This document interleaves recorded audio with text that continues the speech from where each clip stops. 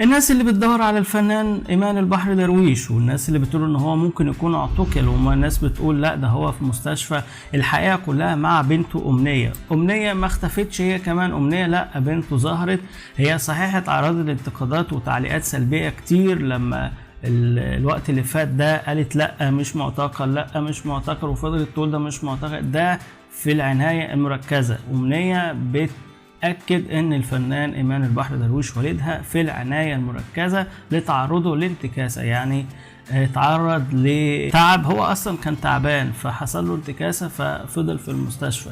كتبت إيمان بنته الكلام ده على الفيسبوك بتاعها وقالت والنبي يا جماعة بلاش كل واحد فاضي ومش لاقي حاجة يعملها يدخل يكتب اعتقال إيمان البحر، وفين إيمان البحر؟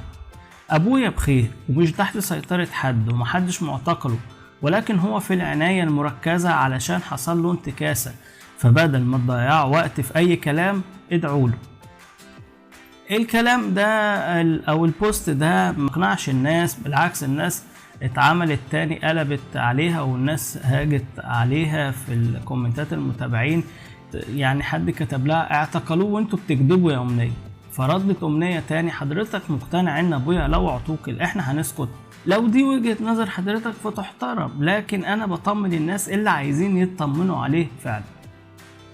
ففي حالة جدل بين الناس اللي بتقول لا هو اعتقل عشان الفيديو اللي نزله وكان بينتقد الامن او بينتقد الحالة اللي في البلد. لا الموضوع اكيد مش كده، يعني هو كل واحد هيتكلم هيتم اعتقاله ولا لا المواضيع اكيد مش كده يعني. وبعدين هو عمل ايه يعني؟ هو عمل حركة في بقه مش لذيذة، بس ما عادي يعني، راجل كبير تاريخه يسمح وهو برضه سنه يسمح، فهو يعمل اللي هو عايزه. احنا يعني ما نجيش في حاجات كده نقوم مغمقين الدنيا ونضيع تاريخ الراجل علشان حركة في بقه يعني، عادي. ما هو بعدين ما هي بتحصل بين الناس يعني، هو احنا ليه بنتكسف من حاجات هي طبيعية أصلا؟